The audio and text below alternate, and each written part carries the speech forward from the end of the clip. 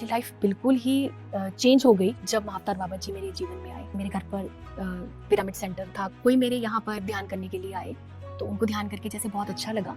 तो मैं तो कहूँगी वो जो ध्यान करने आए थे कहीं ना कहीं महाअवतार बाबा जी ने ही उनको भेजा था। तो उन्होंने मुझे बस ये बोला, महाअवतार बाबा जी हैं, उनकी आप पिक्चर को अपने घर पर लेकर आइए, उसके बाद अपने जीवन को देखिए। उनकी पिक्चर को मैं अपने घर पर लेकर आई और उनके सामने बैठकर मैंने ध्यान करना शुरू कर दिया। जैसे जैसे मेरी बेटी बड़ी हो रही थी तो मुझे अक्सर उसकी पढ़ाई की चिंता रहती थी। तो एक दिन क्या हुआ, हम रात को सो रहे हैं तो अचानक से एक आवाज से मेरी आँख खुल गई रात को। तो मुझे लगा कि मेरे कमरे के अंदर कोई है।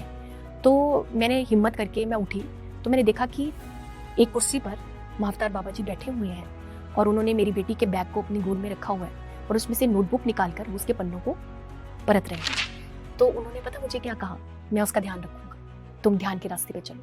और मैं उस दिन के बाद से मैंने अपनी बेटी की पढ़ाई की चिंता को छोड़ दी। ये महाअवतार बाबा जी की कितनी बड़ी ग्रेस थी कि उन्होंने मुझे इस दुनिया के जो एक साधारण माँ का बर्डन होता है ना, उससे मुक्त कर दिया कि मुझे एक बच्चे की माँ नहीं बनना है। मेरे लिए बहुत सारे बच्चे हैं जिनकी मुझे मात्र पढ़ाई पर ध्यान नहीं देना है, उनके संपूर्ण जीवन पर ध्यान देना है। और फिर उसके बाद मुझे लगातार महाअवतार बाबा जी की गाइडेंस जो है वो मिलती रही।